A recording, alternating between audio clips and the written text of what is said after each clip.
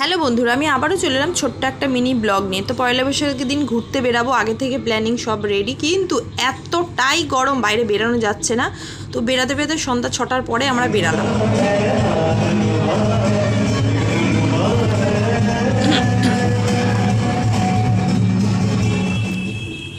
তো চলে এসেছি অবনি মলে। তো অবনি মলে এসে দেখছি যে পয়লা বৈশাখ নতুন বছরের জন্য তো এখানে প্রোগ্রাম হচ্ছে। তো আমরা নিচে দাঁড়িয়ে একটু প্রোগ্রাম দেখলাম, শুনলাম।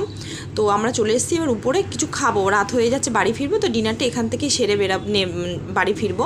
তো টেবিল কোনো ফাঁকা ছিল না, ঈদের মৌসুম চলছিল বলে প্রচণ্ড ভিড় ছিল।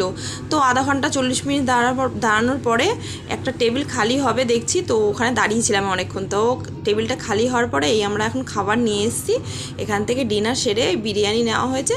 এই খাবার খেয়ে আমরা এখন বেরাবো। ভিডিওটা যদি ভালো লাগে লাইক করো, আর আমার চ্যানেলে নতুন হলে চ্যানেলটি সাবস্ক্রাইব করে পাশে থেকো। আবার দেখা হবে নতুন ভিডিও।